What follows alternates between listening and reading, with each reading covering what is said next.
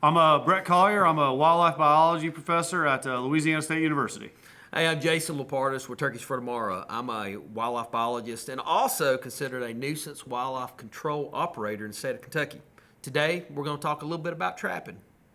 Hey, Bret, there's a ton of controversy in this trapping arena, and it's really at scale. And some people are like, hey, if I trap over 5 counties and just grab 5 critters, that's good. But the reality is that really doesn't have an impact. Now, if we're very selective and trying to focus in on an area, then we could have some impacts on fur bearer numbers and or particular species. Yes, correct? absolutely. So there's historically been a significant amount of controversy and question about the relative impacts of any sort of trapping activity, nuisance, fur bearer, nuisance critter removal, and what impact it has on any species, not just turkeys. What impact does it have on catching coyotes for deer? What impact does it have on removing feral cats, for instance, or raccoons as another one?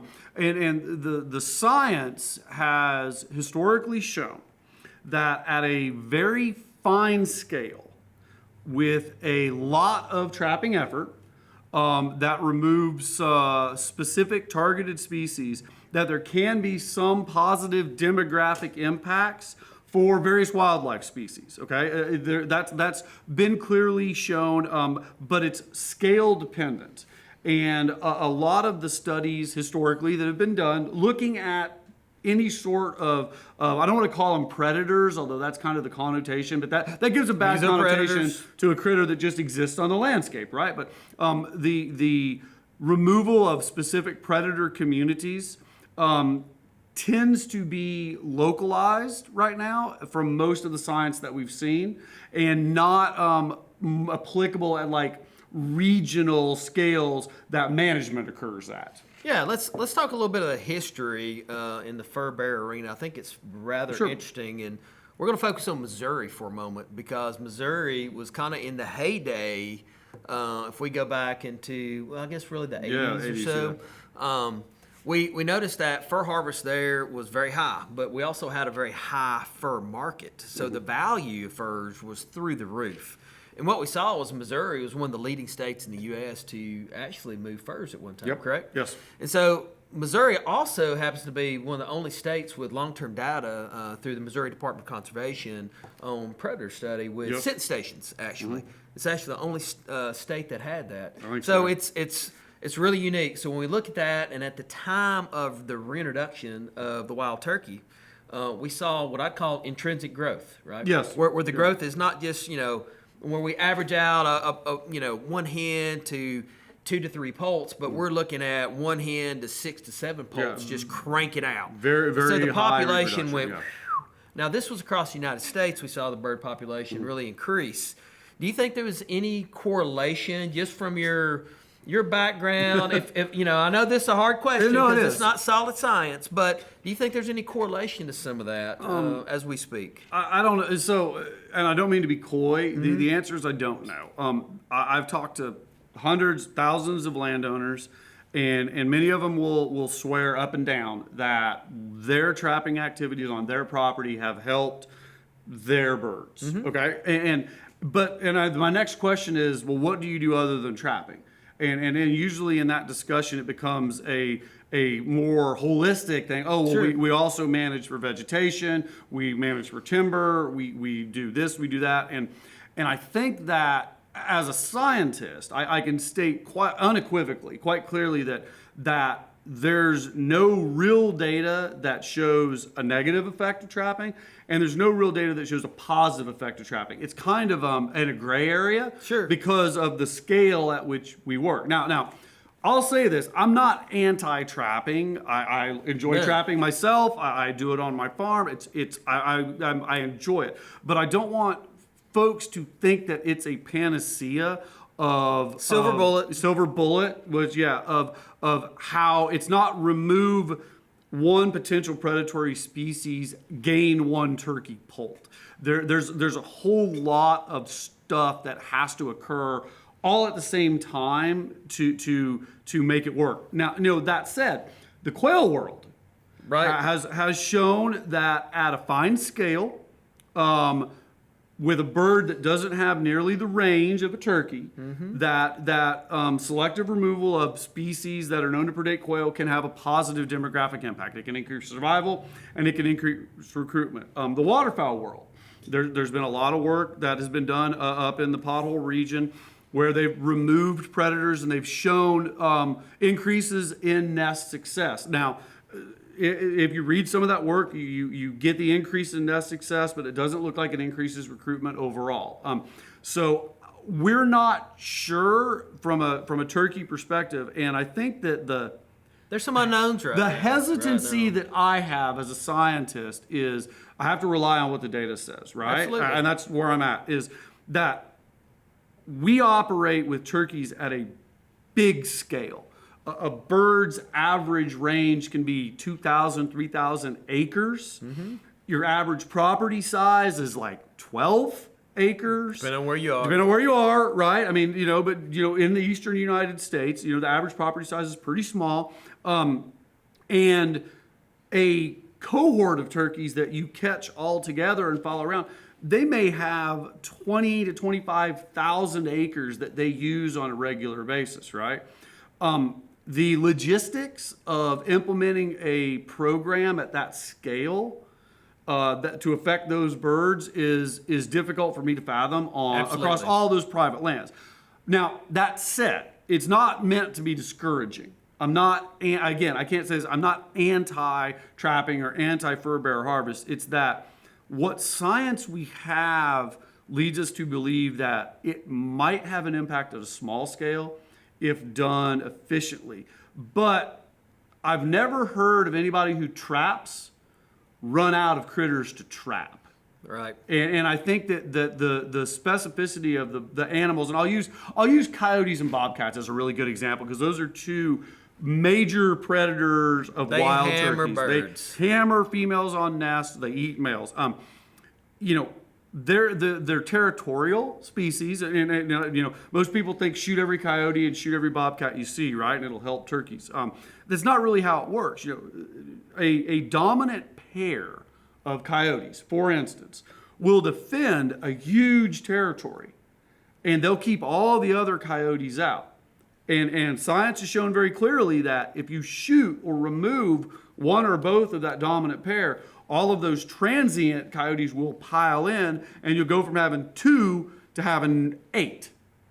Bobcats show land tenure, and they exist on the landscape in specific spots, and whenever their spot they die of old age or senescence or whatever, another bobcat will actually come in to that spot almost immediately because the conditions around it are fairly ripe. They're good conditions. But if you remove those individuals, you get the same situation where you get more coming in. Sure. So we as scientists have to balance because it makes intuitive sense, right? If you remove something that eats a turkey, you should increase the chance the turkey survives. I get that. Absolutely. Let's circle all the way back to where we started this conversation on, when the number of trappers out there were tremendously higher at one time. And there's a lot of, I'd say, very high probable causes or likelihood that, with all these folks trapping in the past and looking at a state like Missouri, which technically has, I think, one of the highest turkey populations in the U.S., correct? Yeah, they're good densities in Missouri. Yeah, and it's typically been one of the highest harvests in the U.S., correct? I think so, Yes, it has. So, I think Pennsylvania may shoot more, but I'm not sure. Well, they may not tell everyone, but no, on a very interesting, when you look at the history of trapping and done at a scale, what we saw was bird populations skyrocketed pretty quickly. Right. And maybe it was just the perfect timing. I call it the perfect timing. By far, but now we've seen over time is these populations have peaked for turkeys and now they're starting to decline, but we still see very high predator numbers or fur bearer numbers starting to get a lot higher than they used to be. So we kind of have an inverse kind of relation. Yeah, right? and it's an interesting point, and underlying all of that is that the United States has underwent a massive set of landscape changes since restoration started, Yeah, even, right? absolutely. And as part of those landscape changes, what we've seen is the fancy science word is fragmentation. Basically, big pieces of property getting cut into smaller pieces of property. And although there's not a lot of information on it, fragmented environmental communities create more opportunities for species that are typically ascribed to be predators. Raccoons are one, bobcats, coyotes. I mean, we read about coyotes in urban environments eating people's cats out of their backyards. Yeah, right? we know some studies like in Chicago, actually. Yeah. Chicago had one of the highest populations of coyotes Yeah. found in the nation, which is crazy. Yes. They're in people's backyards. They're Right. picking up rodents, maybe a stray cat, Maybe a stray you name cat, it. I mean, it happens. But you know, as we increase this level of landscape fragmentation, it creates opportunity for increases in abundance of certain species that are potentially of concern to a wide variety of critters, not just turkeys. Absolutely. right? And the crazy thing is there's a lot of wildlife out there that really prefers what we do on a landscape. Yeah. And I say that because they want to come live in your house. They want to get underneath your house. They want to get under your wood pile. Yeah. All these places that you don't really think much about until you have a problem. Right, the raccoons, you know, they want to crawl in your trash can. You know? They're going to eat your cat food that's put out, you name it. And so what we're doing is we're really artificially, or maybe No, you're right. What you're getting ready to say is right. Yeah. I won't say artificially, but we're actually increasing some of these numbers out there, and as these populations grow, they're having impacts locally. Yeah, and you're right. And the problem that, and I don't want to say the problem, the issue that I have from the scientific perspective with regard to predation is that I don't work locally per se. Like I don't work on the 12-acre type of things. You know, I'm thinking about the eco-regional thing, Right. and the implementation of a regime for trapping at that scale is more difficult to absolutely. envision. But as we think about the changes in landscapes, and you know the fact that coyotes have slowly gone from becoming a central plains critter to being found in the they're southeast immigrated United- over, yeah. You know, and their primary, you know, food source is deer. I mean, that's really what they eat is deer. But they'll eat turkey every chance they get too. You know, you see these dynamics changing in these predator communities. And we all know. I mean, every study that has ever been done has basically shown that potential predator species, you know, which are generally considered fur bearer species, have increased, right? And I don't want to dive off of trapping for a second, but probably the number one predatory species of turkey reproductive activity is a snake. So keep that in mind, Snakes. everybody.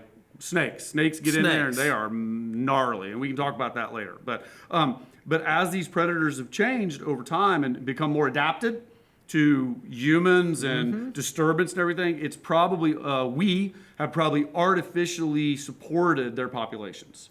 Right. You know, So we're talking about trapping and keeping some of these numbers down, but there's some things that you can do to help on the front side. So if you're doing really good quality habitat management, Yes. and we know in areas and research done like with prescribed fire and trying to remove those areas that harbor these predators, Yes. you can actually keep their numbers lower by managing habitat correctly first. And then what I like to do is have that add-on effect. It's like putting icing on the cake. Going in there and, you know, it's off season. It's a good time to get your family and friends out, and you're working on those as well.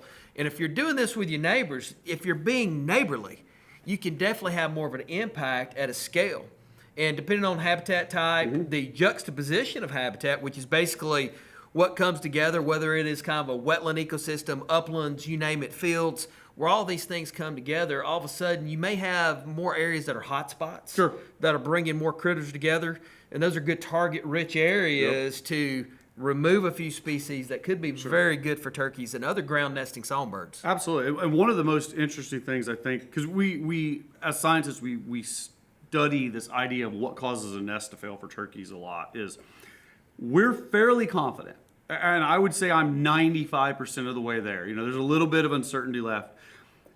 Whether a nest is successful or fails is almost random and depends on whether she happened to choose to put her spot in an area that potential predator species doesn't happen to walk by.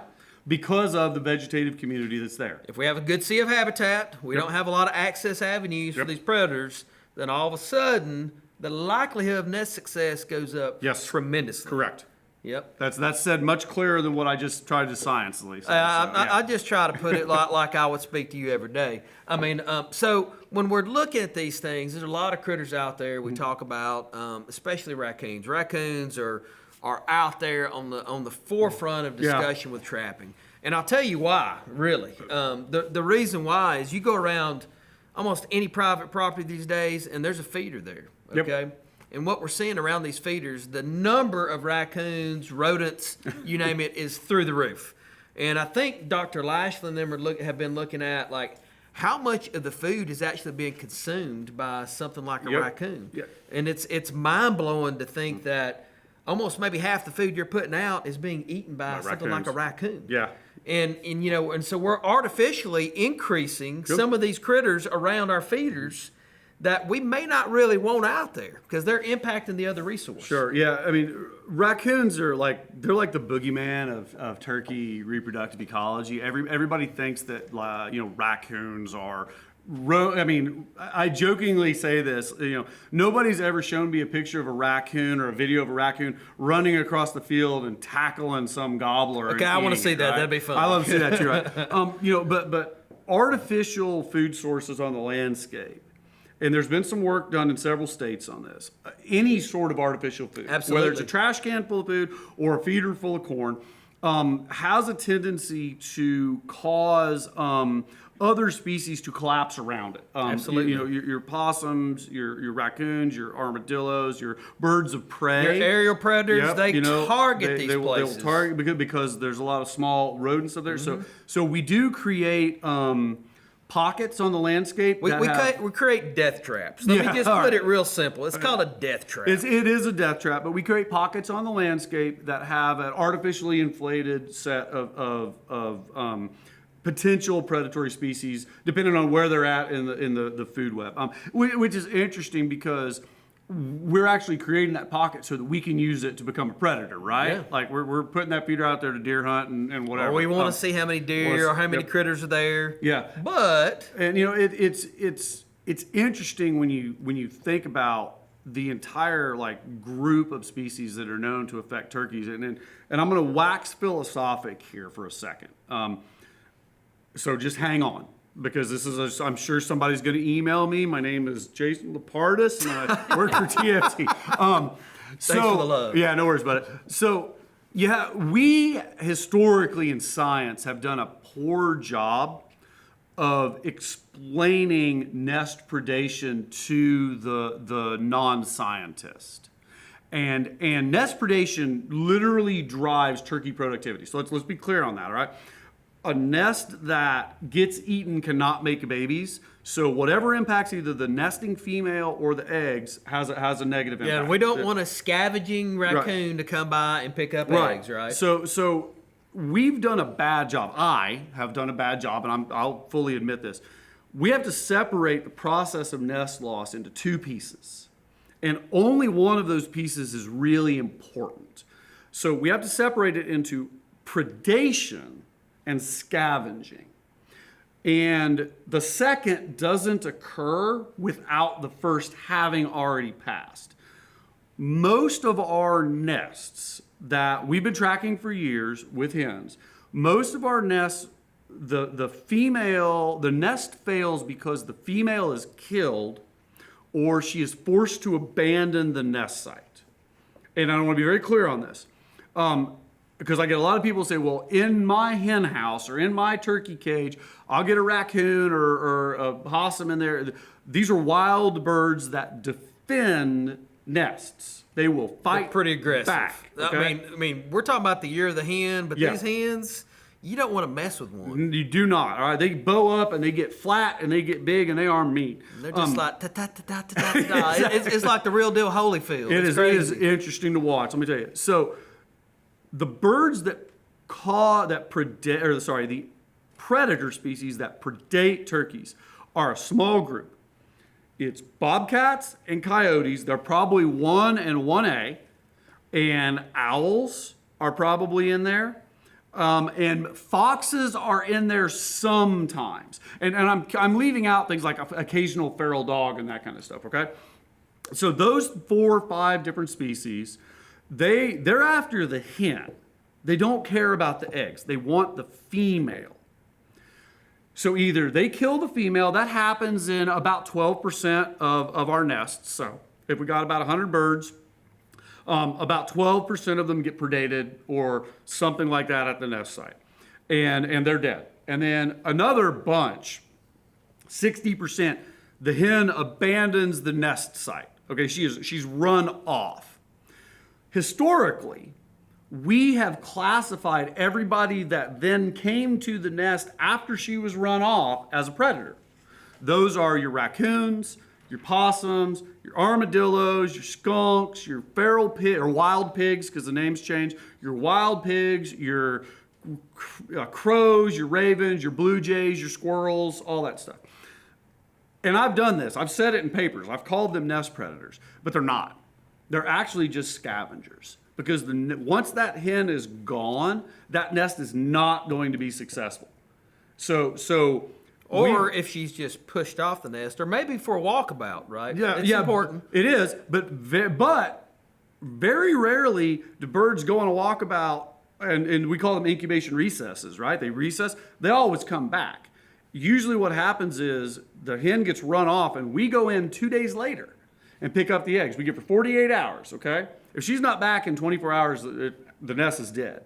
So we give her 48 hours, and we go back and pick up the eggs. Most of the time, 70% of the time, after that 48-hour period, we're in there picking up the eggs. So we know nothing else has got to the nest. So it's an interesting thing to discuss the idea of nest predation with folks, because the usual suspect is a raccoon.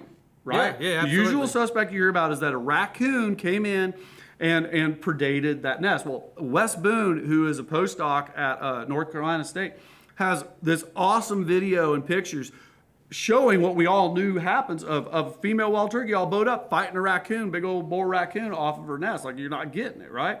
I've got pictures of them fighting off snakes. You know, we've got a picture of a fox with its head underneath a hen who actually hatched the nest out, right? Yeah, I know you told me a little bit about it. I think it's pretty interesting, real quick. But how many nests that have y'all been monitoring? On some of these public grounds. It's really neat. Yeah, we've been monitoring thousands. Okay. Yeah, thousands. I mean, you know, we're talking. I mean, we've probably got, and we can talk about that later. You know, but we probably got 400 hens marked just this year alone, and each one of those will create a nest and a half or two. So we'll have another. We average, you know, adding about 400 to 500 new nests a year every year. Absolutely. To our bigger data set. So it's big. I mean, it's a lot. So when we look at all of that data combined, only about 14% of all nests on the landscape could potentially be predated by something, right? That you know, a coyote comes in and scares the hen off and eats the eggs. A bobcat comes in and, you know, eats the hen and eats the eggs. You know, something comes in and happens to run the hen off. She gets run off by a truck or a human or something like that, and something sneaks in. It's 14%. That's the number. That's a hard number.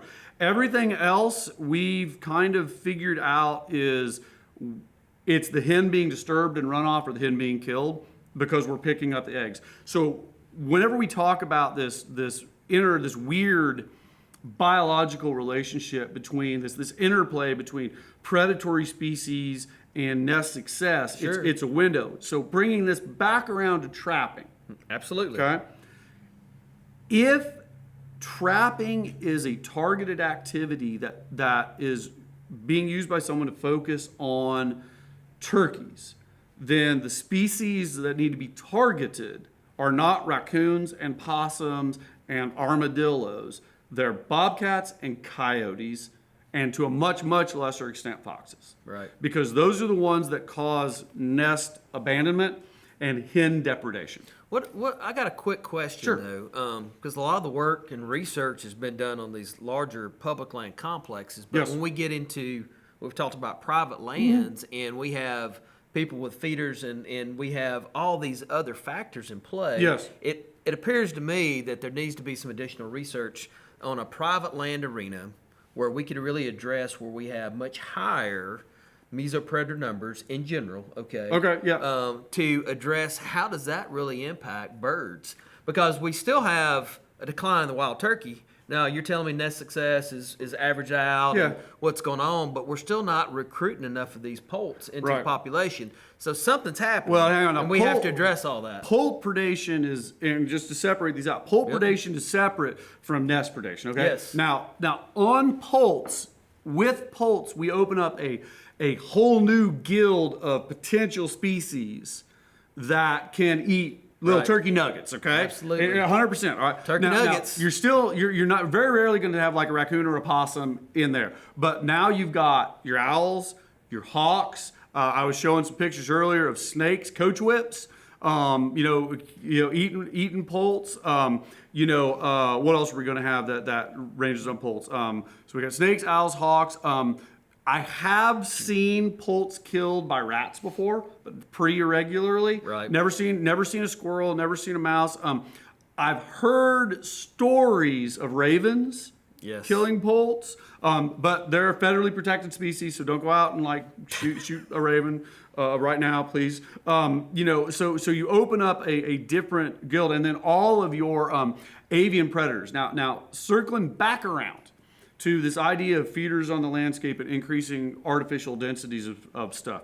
Feeders on the landscape generally have been shown to create more mice and that kind of stuff. Okay, that, generally speaking, creates avian birds of prey. Avian birds of prey, I showed you the picture of the red-tailed hawk baby where its mom was catching tag poults and putting them up in the nest for it to eat. It's a trophic effect. Yeah, where we avian start birds building of on top prey of this. can get piled in, and they can work pretty hard on a group of poults.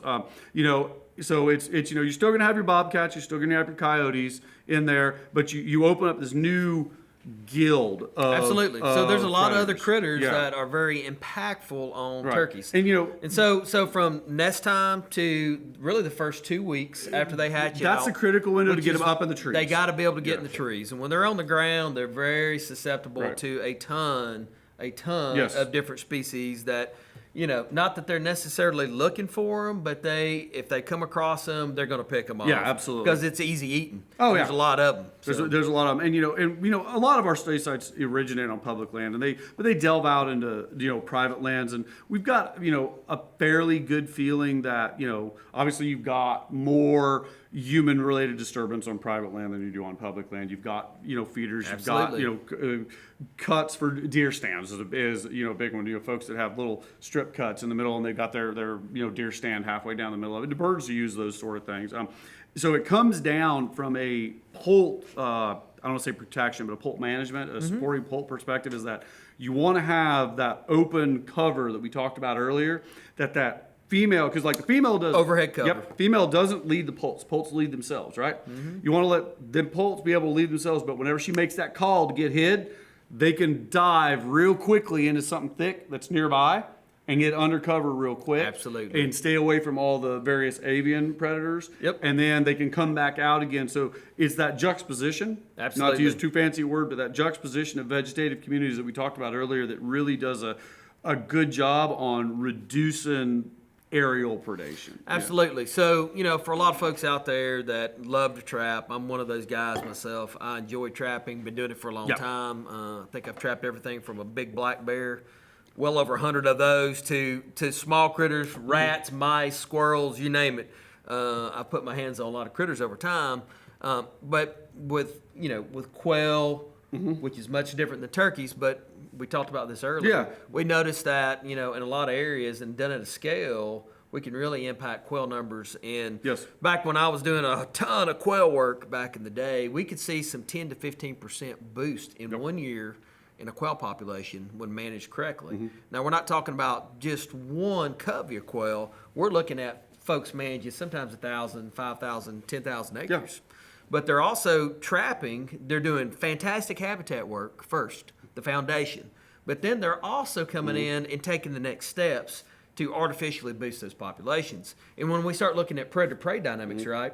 And it's pretty interesting. Yeah. This year, it's going to be one of those really cool predator-prey dynamic shifts Yes. with a big cicada hatch. Big cicada hatch this year, Huge hatch everybody. over 15 states, and we see predator-prey shifts. Yeah. And so when I start Everything is talking going to about be eating cicadas this year. Absolutely. Everything. It's actually going to take pressure. I would argue off almost Off- anything on the ground is going to have pressure taken off of it this year because of the cicada hatch. So I try to compare like a big cicada hatch to if we could get people together at a scale, right, to do things for predators as well as needed, just to get some populations back high enough where you start getting growth again. So, you know, if you got way too many predators here, prey numbers are here, it kind of stabilizes. But when prey numbers start getting high enough, predator numbers are going to have to come back up to catch up, right? That's just basic fundamentals. Yes. And so if we could hit those correct fundamentals, you could actually artificially boost the population again, much like the heyday of when birds were originally released and the predator numbers were extremely low. And so just theoretically, if we could do this at the correct scale, we could have an impact, but we got to have everyone working together. And that's why I want to talk a little bit about these cooperatives, trapping at a cooperative level where we get multiple landowners working together to try to make an impact. And that's the only way we're going to really tackle these issues if we're working across the lines, right? Whether it's from managing habitat or really managing predators at a scale. Managing harvest. And managing harvest at a scale, At a scale. to have an impact on bird populations. And that's so important for all of us right now.